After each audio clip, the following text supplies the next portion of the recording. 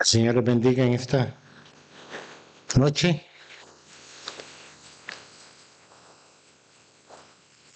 Les voy a pedir de que abran sus Biblias en el libro de los Hechos, capítulo 2, versículo 41. Hechos 2, 41. Hechos 2, 41 al 42. Hemos estado hablando del crecimiento espiritual, ¿verdad?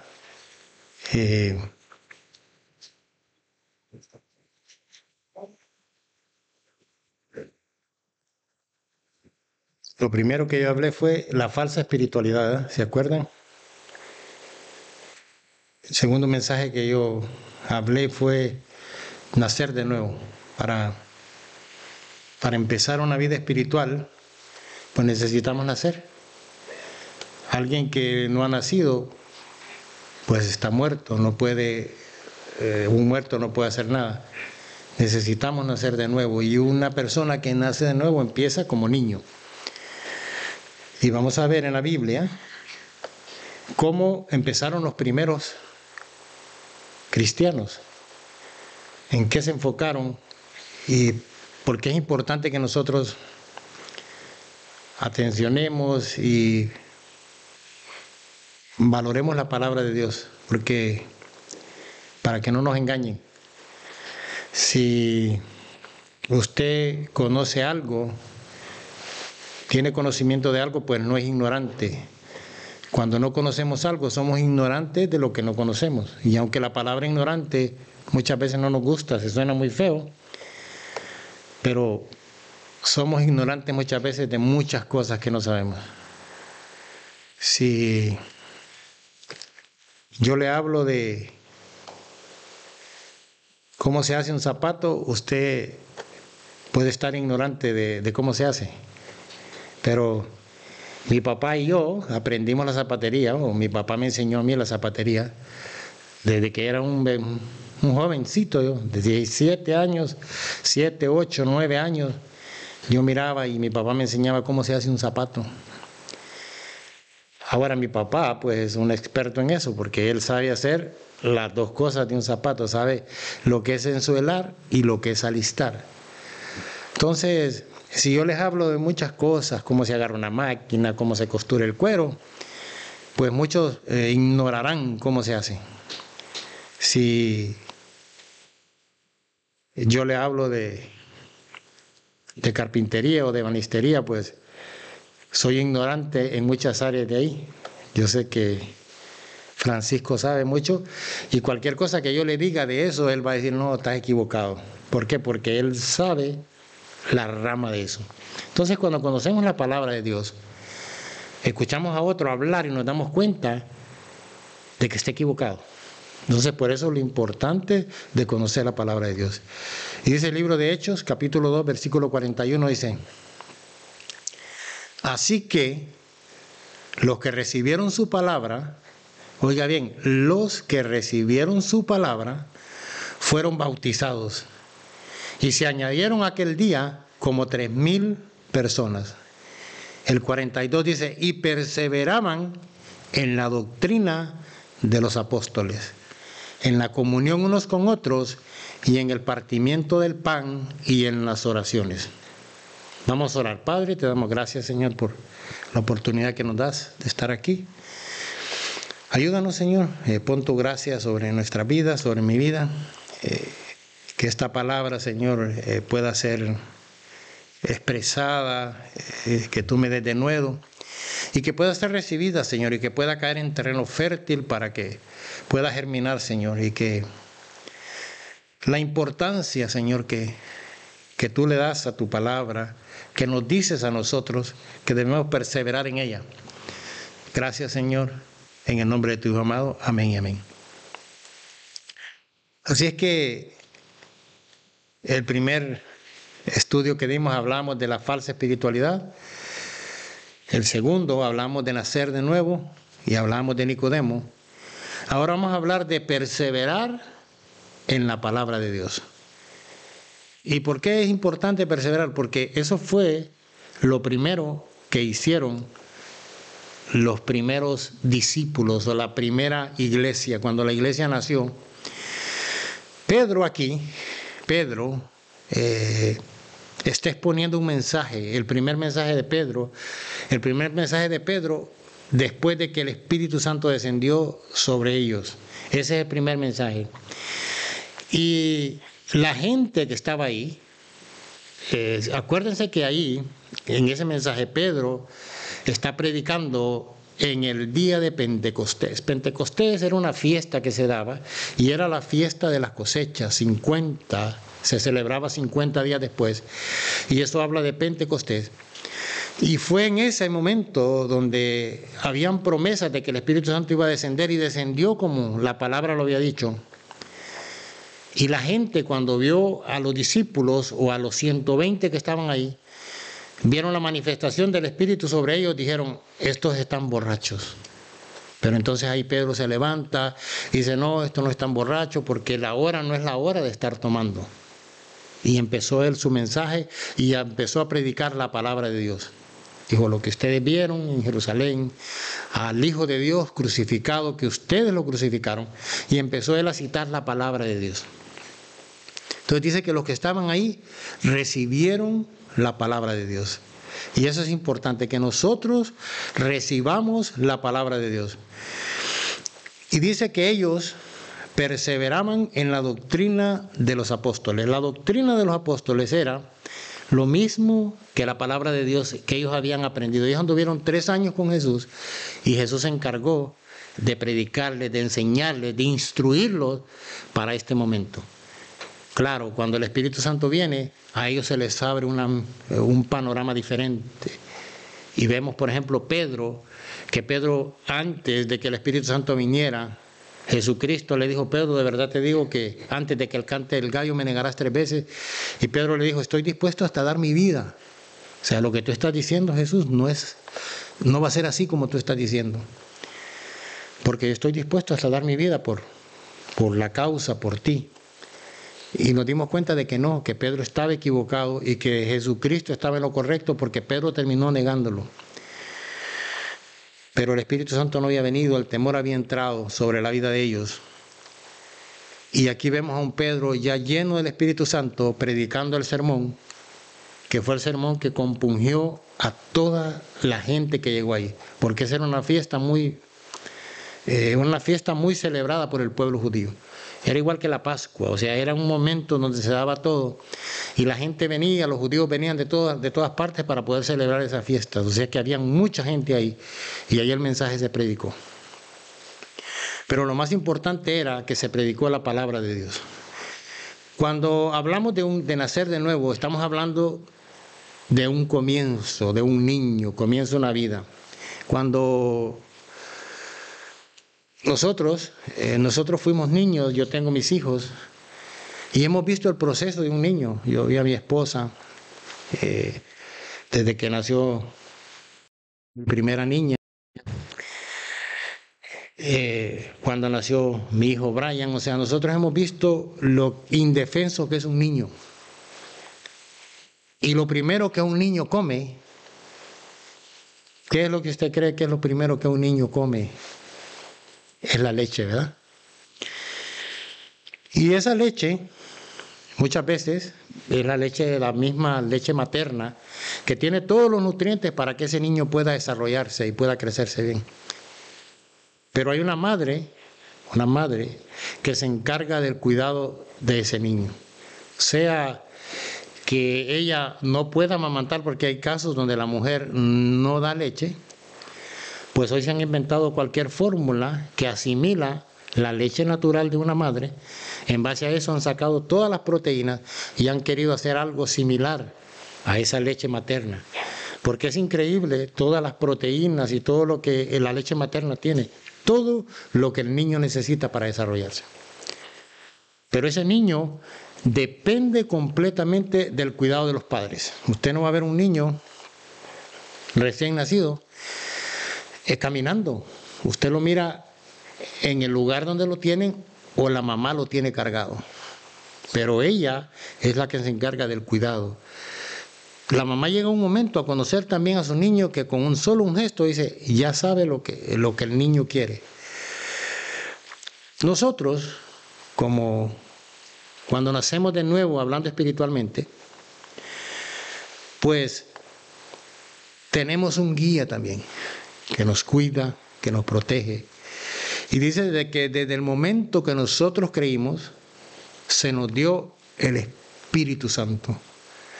Un niño natural, cuando nace, no tiene discernimiento.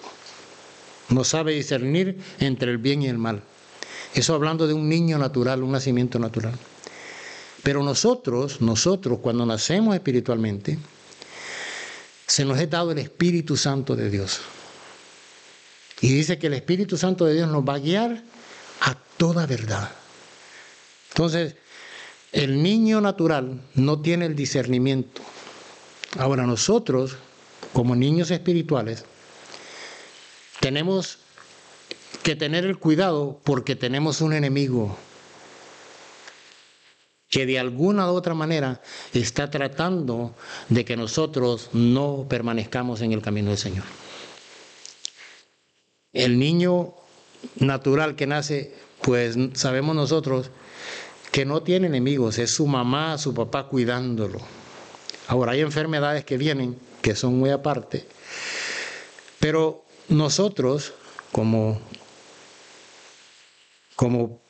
hijos de Dios, pues tenemos que empezar nuestro crecimiento. Así como el niño, la mamá tiene el cuidado de que ese niño empiece a crecer, ella tiene el cuidado de que ese niño no tenga nada al alcance, porque todo lo puede agarrar y se lo mete a la boca. Ella tiene el cuidado para que ese niño se pueda desarrollar y pueda ser un muchacho o un hombre de bien.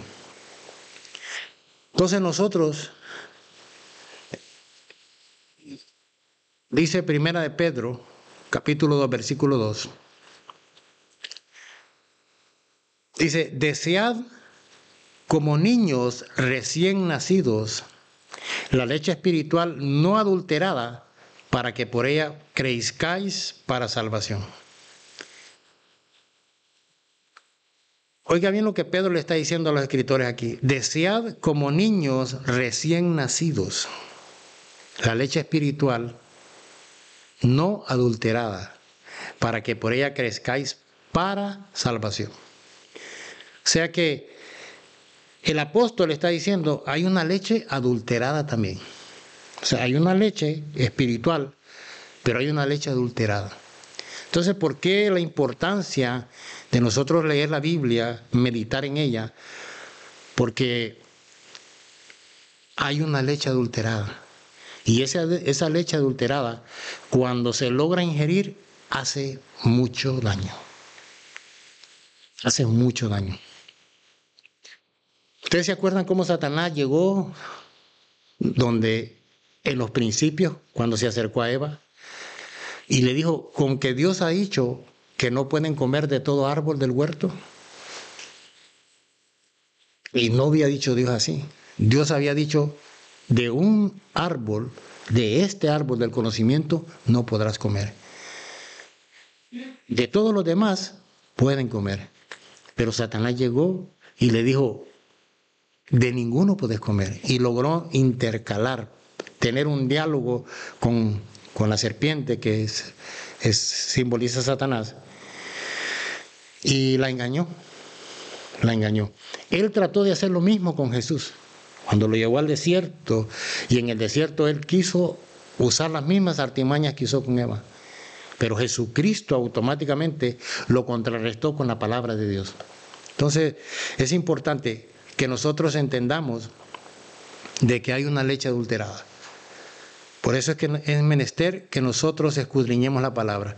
Primera de Corintios, capítulo 3, versículo 1. Aquí está el apóstol Pablo escribiéndole una carta a la iglesia de los Corintios. En el capítulo 3, versículo 1.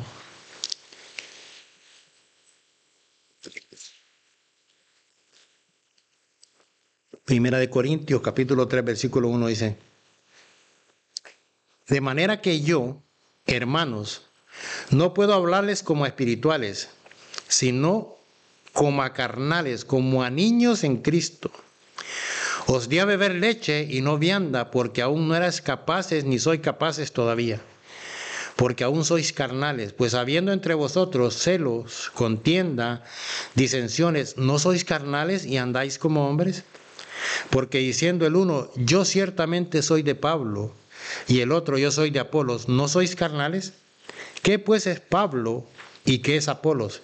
Servidores por medio de los cuales habéis creído. Y eso, según lo que a cada uno concedió el Señor. Yo planté, Apolo regó, pero el crecimiento lo ha dado Dios. Así que ni el que planta es algo, ni el que riega, sino Dios que da el crecimiento. Y el que planta y el que riega son una misma cosa, porque cada uno recibirá su recompensa conforme a su labor. Porque nosotros somos colaboradores de Dios y vosotros sois labranza de Dios, edificio de Dios. El apóstol Pablo le escribe esta carta a los corintios porque los corintios pues estaban viviendo en pleitos y en contiendas. Entonces el apóstol Pablo toma papel y lápiz porque unos hermanos llamados de Cloé, ellos eran la familia de Cloé, se acercó a Pablo y le dio un informe de la iglesia de Corintios. Y en ese informe que le da de la iglesia de Corintios, ellos le dicen a Pablo de que hay un problema en la iglesia de Corintios, que los hermanos se están agarrando de los moños y se están dando duro y están diciendo de que había una división ahí. Entonces Pablo, como un guía espiritual de ellos, empezó a escribirles cómo debían de conducirse. Los primeros cristianos que vemos, pues tenían poco conocimiento de estas cartas. ¿Por qué? Porque no se habían dado. Es más, Pablo ni se había convertido al Evangelio. Lo que ellos sabían era el Antiguo Testamento, porque los Evangelios todavía no se habían escrito, pero el Antiguo Testamento hablaba de todas las promesas del Mesías y ellos vieron el cumplimiento de todas esas promesas. Por eso cuando los primeros discípulos o los primeros apóstoles se entregaron de lleno a la predicación del Evangelio, se dedicaron de esa manera porque ellos fueron testigos oculares de todas esas promesas cumplidas. Y por eso ellos estuvieron dispuestos a entregar su vida. ¿Por qué? Por una verdad. Porque ellos, nada más que ellos, se dieron cuenta que la palabra es perfecta, que en la palabra no hay falla, que en la escritura, en la palabra de Dios, no podemos perdernos si la escudriñamos, si le dedicamos tiempo y si le pedimos al Espíritu Santo que nos ayude, pues va a ser diferente. Porque cuando nosotros estudiamos la palabra, nos podemos llenar de conocimiento, pero si nosotros no ponemos en práctica ese conocimiento, pues va a ser un esfuerzo sin fruto. Y es por eso que cuando Pablo le está escribiendo aquí a los Corintios, le está diciendo, bueno, nosotros como siervos del Señor, simplemente estamos haciendo lo que tenemos que hacer, es predicar la palabra del Señor. Y ustedes no pueden idolatrarnos a nosotros. Hay alguien que merece la gloria y la honra, y es aquel que murió en el Calvario por cada uno de nosotros. Entonces es importante que a través de la palabra nos demos cuenta de que definitivamente solo hay uno a quien nosotros debemos honrar y darle la gloria, y ese se llama Jesús. Por eso es que nosotros no nos postramos delante de ningún hombre, no importa lo que sea, porque nosotros sabemos quién tenemos que ir a postrarnos. Fíjese que cuando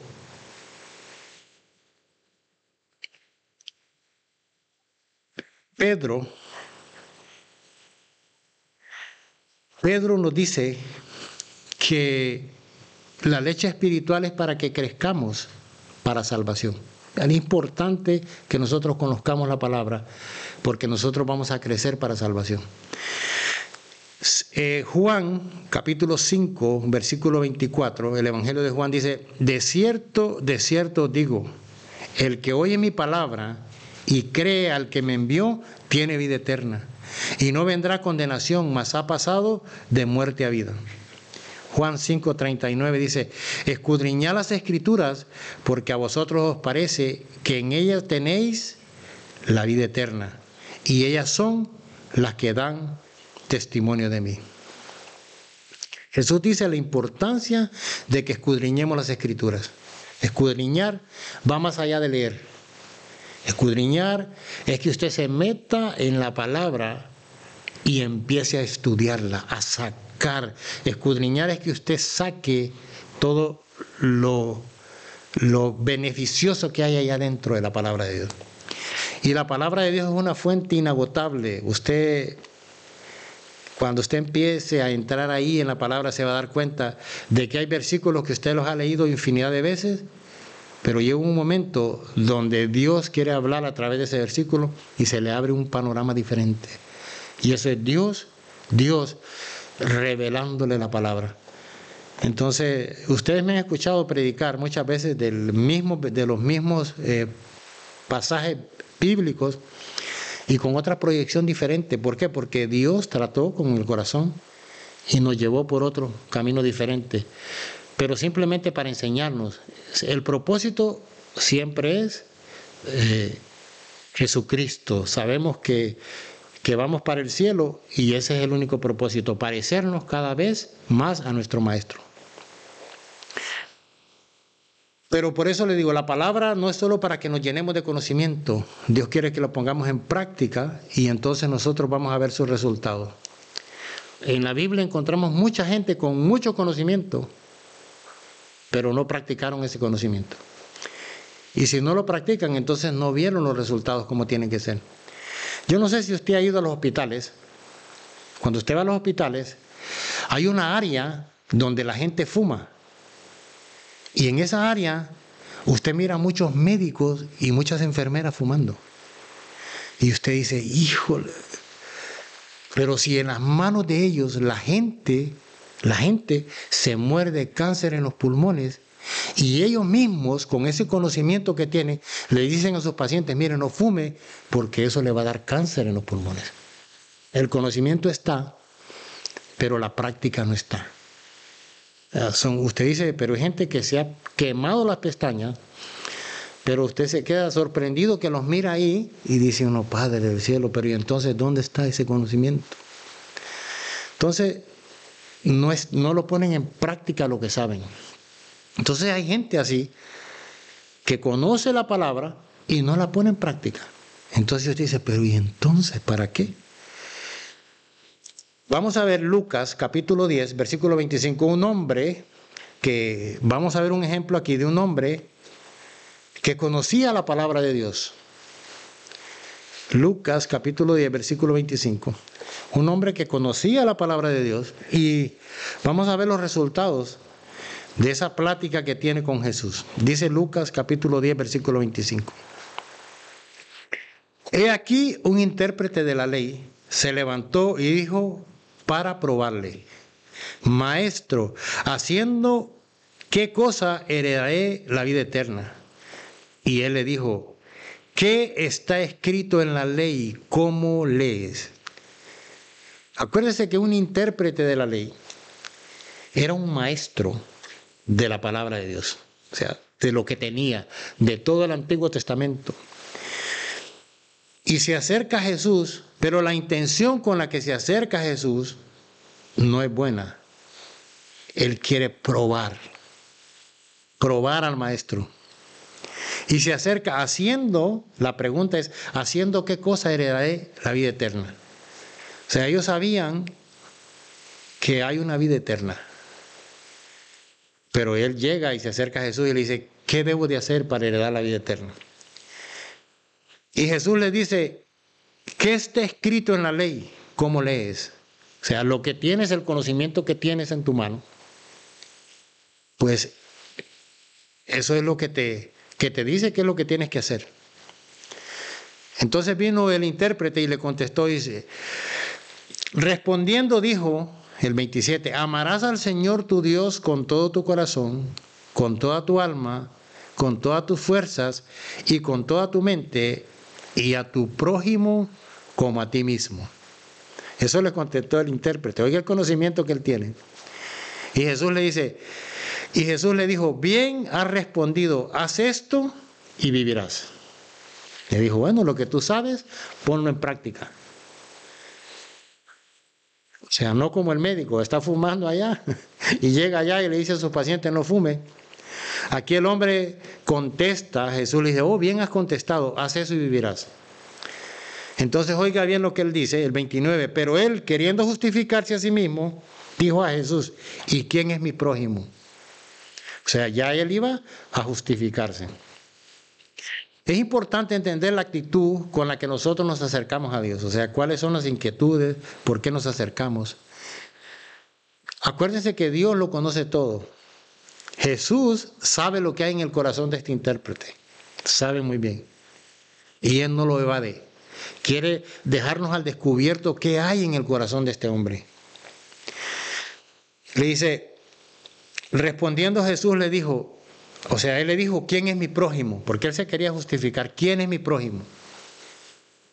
Oiga lo que Jesús le dice, respondiendo Jesús dijo, un hombre descendía de Jerusalén a Jericó y cayó en manos de ladrones, los cuales le despojaron e hiriéndole se fueron dejándolo medio muerto. Aconteció que descendió un sacerdote por aquel camino y viéndolo pasó de largo. Asimismo un levita, llegando cerca de aquel lugar, viéndole pasó de largo. Pero un samaritano que iba de camino vino cerca de él y viéndole fue movido a misericordia. Es interesante que los tres personajes que se mencionan ahí, los tres vieron al hombre que descendía de Jerusalén para Jericó. Los tres lo vieron porque la Biblia enfatiza bien que lo vieron. El intérprete de la ley sabe lo que era un levita. Lo sabía muy bien porque era lo de él. Él sabía las leyes para un levita. Sabía las leyes para un sacerdote. Él sabía de qué estaba hablando. Y sabía lo que era un samaritano. Primero, dice que judíos y samaritanos no se llevaban entre sí. Entonces, él está escribiendo los tres personajes. Un sacerdote, ministro del templo,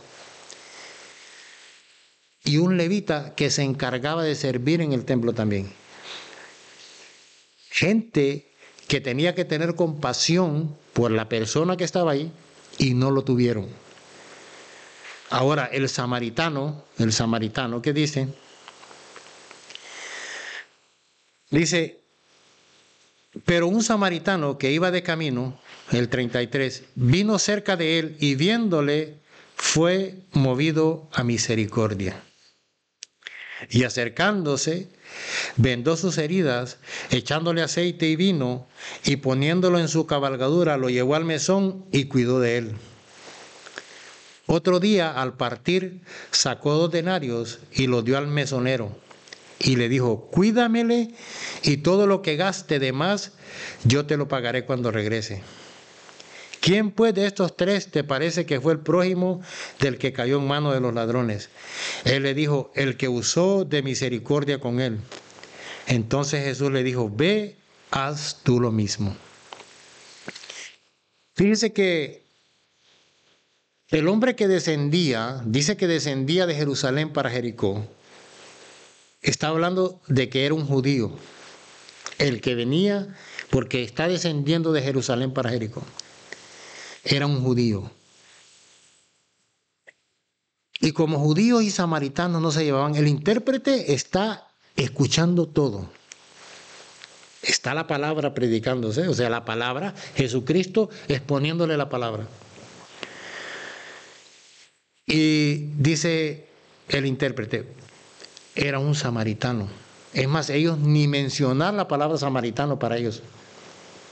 Los tenían por lo peor. O sea, cuando quisieron ofender a Jesús, le dijeron, bien decimos nosotros que tú eres samaritano y que demonio tienes. O sea, lo compararon al mismo nivel, un endemoniado con un samaritano. Y los samaritanos en realidad eran judíos que se habían mezclado con las naciones paganas. O sea, ellos decían que los samaritanos no eran gente pura como ellos, como judíos, se creían puros. ¿Se acuerdan cuando les hablaba de Nicodemo? Que los judíos se creían ellos, que con solo el hecho de ellos ser judíos, ya tenían el boleto para llegar al cielo. Y Jesucristo cuando habló con Nicodemo le dijo, te necesitas nacer de nuevo. No te alcanza eso de que seas del linaje de Abraham, no te alcanza eso. Necesitas nacer de nuevo. Entonces aquí este intérprete de la ley, Dios lo está llevando a un nivel muy alto. Primero, quiere hacerle ver que el amor humano tiene un límite.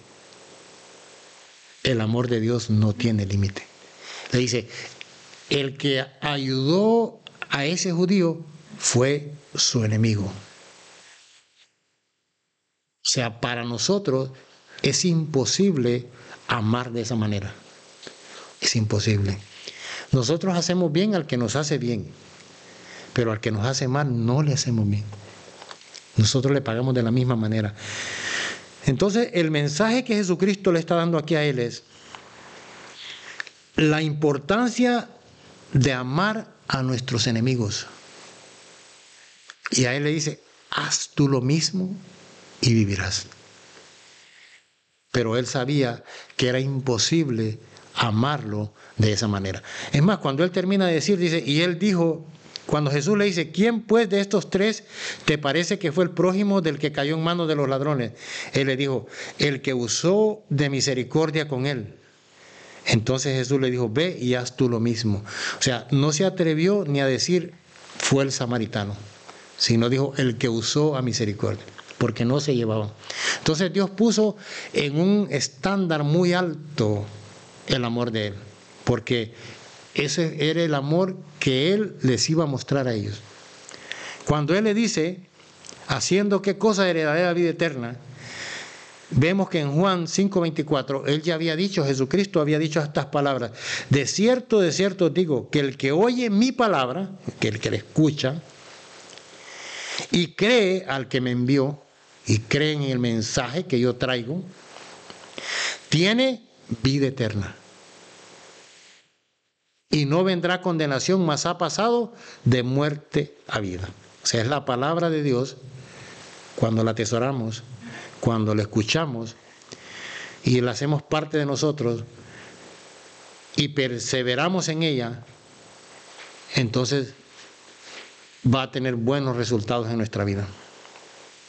Juan 8:31 dijo entonces Jesús, el Evangelio de Juan 8:31 dijo entonces Jesús a los judíos que habían creído en él, si vosotros permanecéis en mi palabra, seréis verdaderamente mis discípulos y conoceréis la verdad y la verdad os hará libres. Este intérprete tenía todo el conocimiento bíblico, pero no vivía lo que había de conocimiento. Entonces ese es el cuidado que tenemos que tener nosotros. Estamos aquí tratando de estudiar la palabra para aprenderla. Jesucristo a eso vino. Jesucristo vino con un mensaje. Por ejemplo, si usted lee el Sermón del Monte, el sermón más largo que Jesucristo predicó de Mateo 5, capítulo 5 hasta el capítulo 5 al 7, es el mensaje más largo que Jesucristo predicó, pero hay muchas verdades ahí. Y ese era el mensaje, la palabra de Dios para todos los que estamos ahí. Por eso los discípulos que anduvieron 3 años y medio fueron los que recibieron la doctrina. Esa era la doctrina de los apóstoles, la que Jesucristo les había enseñado. Entonces la iglesia empezó, no solo creyó la palabra, sino que empezó a perseverar en esa palabra. El intérprete trató de justificarse, ¿verdad? Lo mismo que Adán y Eva, a justificarse. No, la mujer que tú me diste, le dijo Adán. Y la mujer le dijo, la serpiente me engañó. O sea, siempre estamos tratando de justificarnos. Jesucristo le está exponiendo el mensaje, pero con todo y su conocimiento no pudo vivir el conocimiento que tenía. Si nosotros tenemos conocimiento y no lo ponemos en práctica, entonces no actúa la sabiduría, ¿verdad? Porque la sabiduría está ahí. Usted encuentra gente que es súper inteligente, pero cuando los mira tomando decisiones, dice usted, pero híjole, no pasó de ahí nada más. Solo de ese conocimiento, de esa brillantez, pero sus decisiones dicen todo lo contrario, que no hay sabiduría ahí. Entonces nosotros conocemos la palabra, escudriñamos la palabra para poder nosotros ponerla en práctica. Dice Hechos capítulo 2, versículo 42, y perseveraban en la doctrina de los apóstoles, en la comunión unos con otros, y en el partimiento del pan y en las oraciones. Una de las imágenes más comunes en la Biblia para ilustrar la perseverancia es la metáfora de una carrera. El apóstol Pablo utilizó esta imagen en varias ocasiones para describir la vida cristiana. En 1 Corintios capítulo 9, versículo 24 al 25, vamos a leer lo que dice ahí. Pablo describe, dice Corintios 9, 24 al 25, 1 Corintios. Vamos a leer 1 Corintios.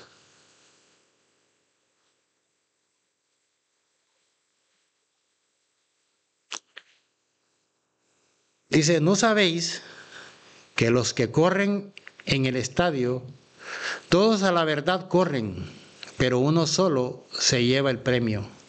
Corred de tal manera que lo obtengáis. Todo aquel que lucha, de todo se abstiene.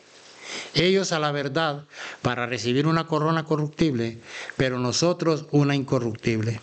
Así que yo de esta manera corro, no como a la aventura. De esta manera peleo, no como quien golpea al aire, sino que golpeo mi cuerpo y lo pongo en servidumbre. No sea que habiendo sido heraldo para otros, yo mismo venga a quedar eliminado. Pablo está comparando aquí la vida de nosotros como una carrera. Pablo tenía en su mente las competencias que se daban en ese entonces. Y él miraba todo lo que un atleta hacía para prepararse, para poder lograr y ganar el premio tan ansiado, una coronita de olivos. Pero esos atletas se daban al máximo con tal de obtener el premio. Entonces, cuando Pablo utiliza esta metáfora de la carrera, es porque nos quiere dar un ejemplo a nosotros en la carrera que nosotros vamos.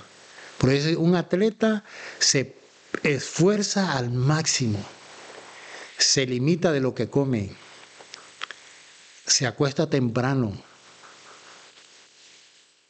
dedica tiempo para ensayar o practicar el deporte con el que va a ir a competir.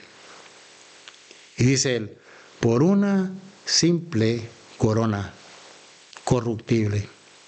Dice nosotros, el reto para nosotros es que perseveremos porque hay una corona incorruptible. Si nosotros no entendemos que necesitamos perseverar, porque aquí está hablando de la perseverancia, un atleta empieza su carrera y hasta que la termina. Muchos de ellos llegando hasta en el último lugar, pero la terminan. Entonces, hay un esfuerzo y hay una dedicación que cada uno tiene que tomar. Entonces, la perseverancia es desde que empezó hasta que terminó. Perseverancia. Si nosotros perseveramos en la palabra, que ese fue el éxito de la primera iglesia. porque ellos abrazaron la palabra de tal manera que perseveraban en ella. Cuando ellos se convirtieron al Señor, los enemigos brincaron al instante. A Jesucristo lo habían asesinado, lo habían crucificado, o sea, la muerte más terrible. Es más, un ciudadano romano no moría de esa manera, era prohibido que muriera de esa manera. Ellos vieron cómo mataron a Jesucristo y empezaron a perseguirlos a ellos, pero ellos perseveraron en la palabra de Dios desde el principio hasta el fin. Entonces, la importancia de nosotros perseverar. Ellos estuvieron dispuestos a caminar en la palabra de Dios y no se quedaron callados. O sea, el enemigo se levantó para callarlos, pero no los pudieron callar.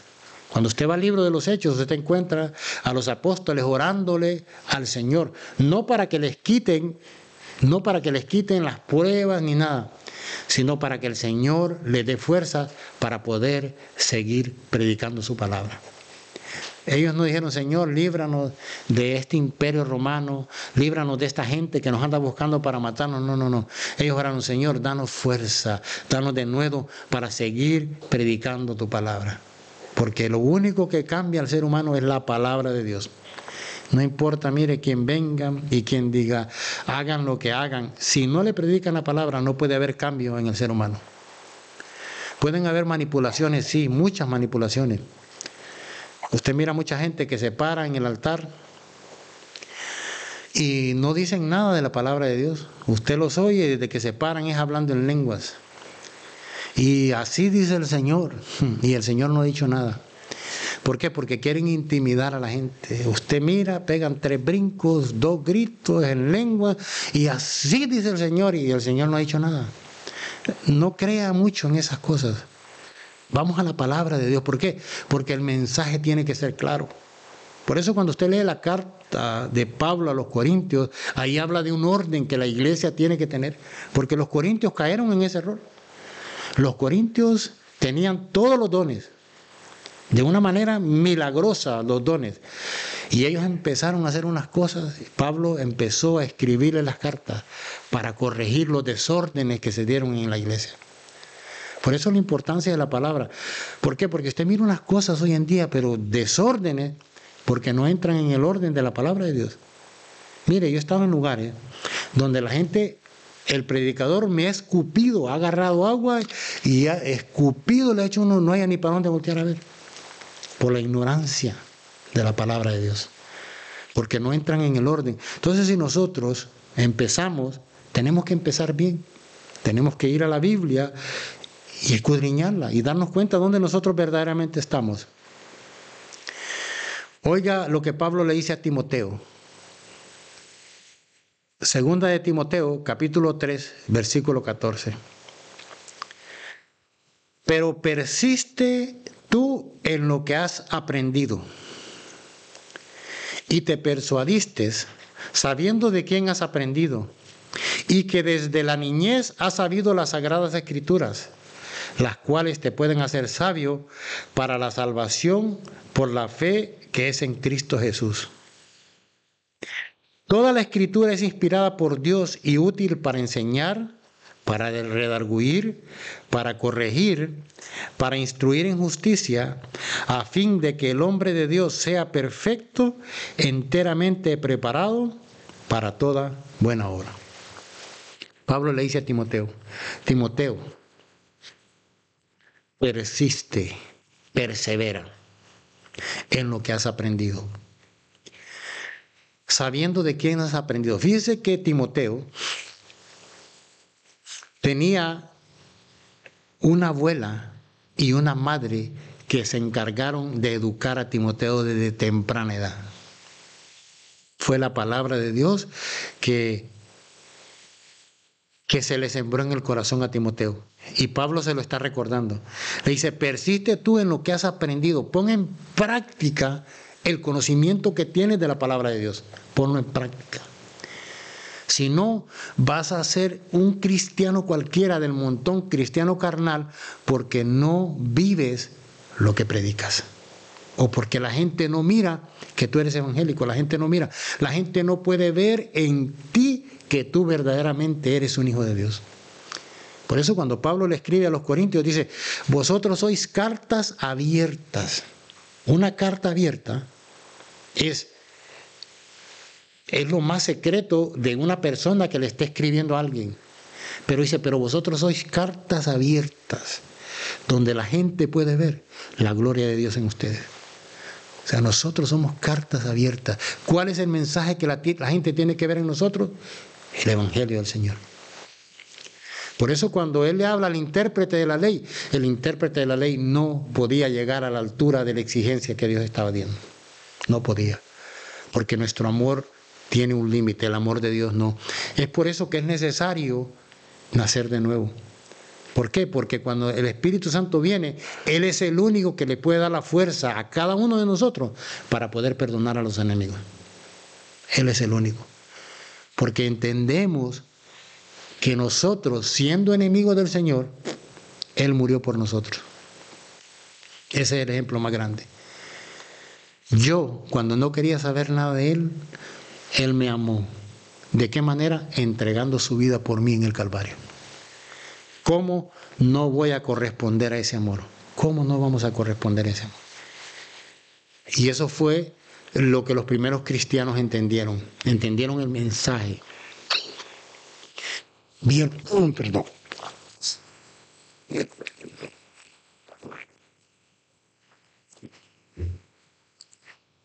Hicieron el... Se me fue la voz.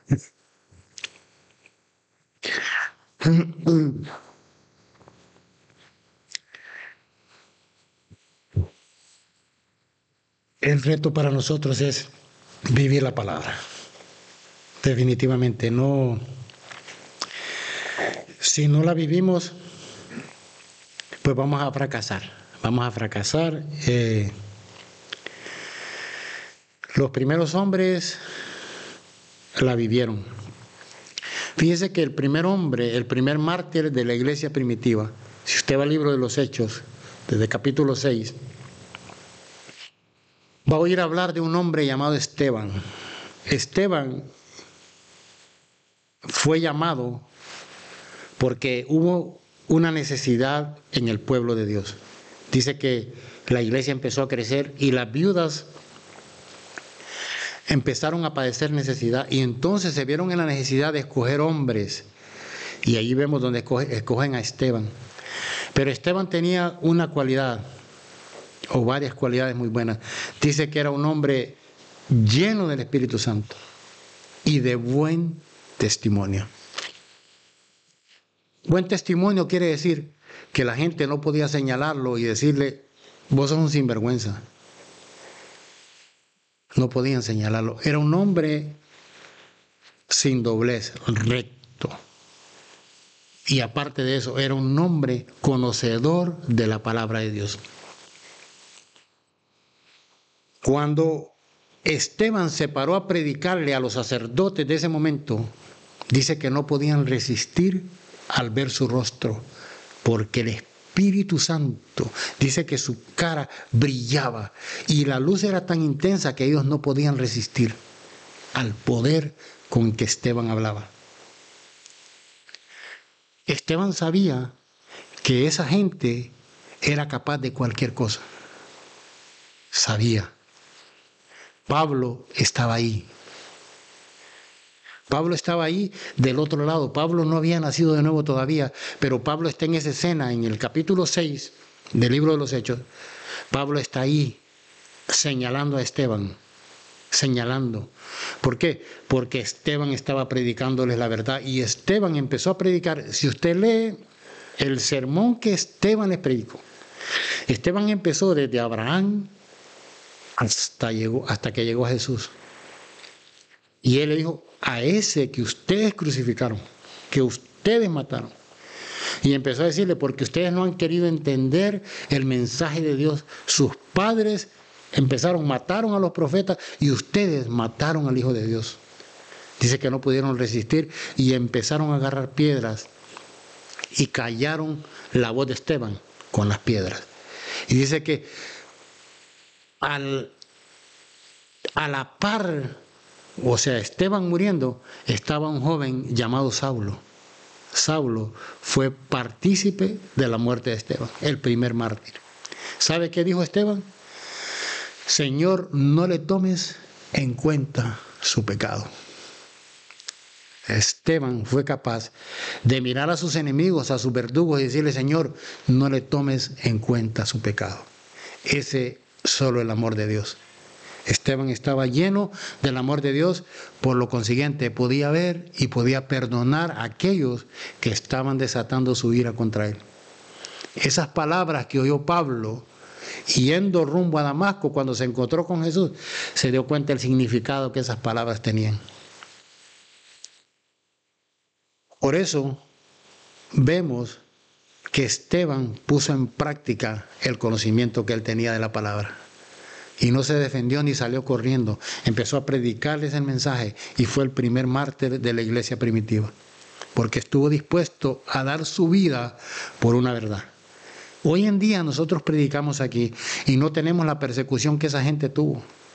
Pero nos dice a nosotros que esa gente estuvo dispuesta a dar su vida por una verdad que ellos vieron.